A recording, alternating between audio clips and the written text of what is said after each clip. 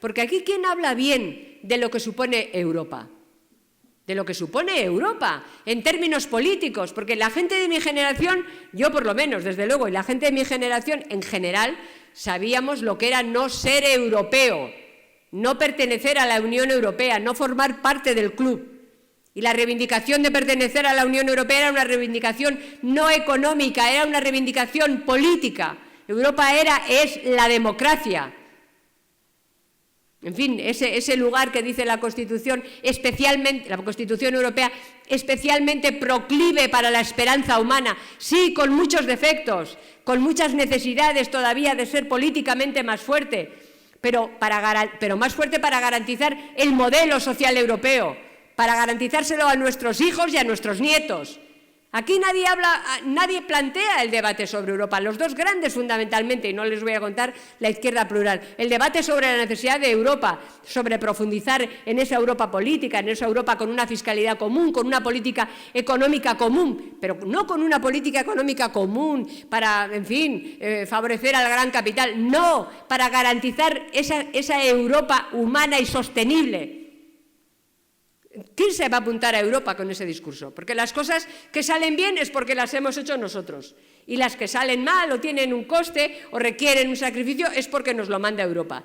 Y las próximas elecciones, por cierto, que va a haber en España, van a ser las europeas. Y a mí me preocupa, quiero decírselo, me preocupa que la gente se quede en casa. Porque sin Europa, sin una Europa cada vez más fuerte, es que España no es nada. Ni España ni el resto de países de nuestro entorno. ¿Qué es lo que hay que favorecer? Precisamente más Europa y más política europea. Más política europea, menos nacionalismo europeo, porque también Europa no camina hacia esa integración y hacia esa política común europea porque hay nacionalismos de cada uno de los Estados miembros que piensan a la hora de hacer las propuestas y los discursos en los votos en su país y no en el futuro de Europa. Lo mismo que ocurre en España ocurre también en Europa. Ante esos que dicen, ¿cuánto mejor nos iría fuera del euro? Yo le digo, oiga, explíqueme, hombre. ¿Qué haríamos fuera del euro? Pero no es porque qué haríamos fuera del euro y, oiga, porque si no fuera por Europa no nos hubieran dado 40.000 millones. No, hay que planteárselo desde la perspectiva global, política. No seríamos nada, hombre. ¿O no se acuerdan lo que era esto? Menos mal que no pueden devaluar la moneda. ¿Qué hubiera hecho Zapatero? ¿Y qué haría este hombre? Menos mal que no puede. Menos mal que hay algunas normas que impiden hacer determinadas cosas. Pero claro, esta también es una reivindicación política que hay que hacer cada día más. Ese es el club donde tenemos que estar. Pero claro, para estar allí y favorecer la construcción de una Europa política hay que ser coherente. Imprescindible la unidad fiscal en Europa. En Europa sí, pero en España no. O sea, el mismo que da a esos consejos, que a lo mejor tomando café lo dice, porque lo demás no nos consta, pero cuando viene aquí dice que eso lo dijo, a decir que sí, que hace falta una fiscalidad común en Europa y que hay que avanzar hacia eso, pues aquí en España le parece bien que haya 5 haciendas, 3 en el País Vasco, otra en Navarra y otra la nacional. Y que además los catalanes nacionalistas o los nacionalistas catalanes pidan un tratamiento fiscal también diferente. Ya veremos cómo lo llamamos, ya veremos cómo lo envolvemos, pero no es que lo pidan los nacionalistas catalanes, sino que esa señora, que es la presidenta del Partido Popular en Cataluña, ha salido el otro día a decir España les roba. Bueno, no ha dicho España nos roba, pero ha dicho que les trata mal. Y que hay una injusticia en la financiación en Cataluña. O sea, ha venido a decir lo mismo que los nacionalistas. ¿Se puede ir o qué creen? ¿Creen acaso estos también, como creía el anterior, que los de fuera de España no están pendientes de lo que decimos en España? Pero si no hay fronteras, hombre, y además les preocupamos tanto que nos siguen más que ustedes a los políticos españoles. Que cada vez que decimos algo se enteran antes en Londres y en Berlín que aquí en España. Porque todo lo que hacemos o no hacemos les preocupa. Pero déjenme que les diga una cosa, que comparta con ustedes una información. En lo que va de año,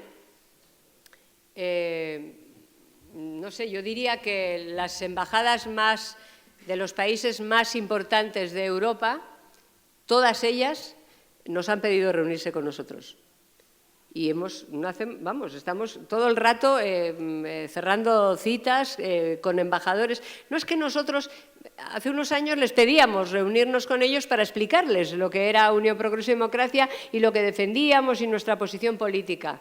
En los últimos meses, en fin, desde las embajadas nórdicas hasta la británica que fue ayer, pasando por la italiana, por la francesa, por supuesto, norteamericanos, canadienses, piden reuniones, pero no vienen a ver qué es lo que pensamos. Se interesan, por supuesto, por nuestra posición en determinadas cuestiones que, por cierto, la conocen mejor que muchos políticos nacionales. Porque te preguntan sobre cosas que hacemos y defendemos, pero ellos ya vienen sabiendo lo que hacemos. Tienen mucho interés por saber, en fin, si creemos que nuestras perspectivas electorales son sólidas y no coyunturales, qué haremos después de las siguientes elecciones, si creemos que vamos a gobernar después de las siguientes elecciones. Nos hacen preguntas por qué los jóvenes tienen interés por este partido, por qué hemos ido... cosas de esas. Todos ellos nos muestran su preocupación por lo que pasa en España, pero lo que pasa en España en general, por nuestra crisis institucional, por las autonomías, por el lío, no solo desde la perspectiva de los que plantean la secesión, por nuestra estructura, todos nos plantean esa cuestión y, desde luego, todos nos preguntan por la corrupción política. Hasta el extremo de avergonzarte cuando te dicen, por ejemplo, es que en nuestros estándares democráticos no entendemos lo que pasa en España. En el tema de Europa se ve, en el tema de la política exterior, se ve que la mayor parte de la clase política española es una enciclopedia de la ignorancia. Porque en lo que se refiere a la política exterior en España no se puede hablar porque es ausencia. Hay mucha irresponsabilidad, mucha mediocridad a la hora de acercarse a estos temas, mucha falta de criterio. Porque lo peor no es tener una política exterior en este caso, pero vale casi para cualquier otra, una política exterior criticable, que no nos guste. Lo peor es no tener política. A España le ha ido bien cuando iba a Europa a hablar de Europa y no de España, sabiendo que una determinada posición en Europa, por supuesto que favorecía los intereses de España, pero dentro de Europa.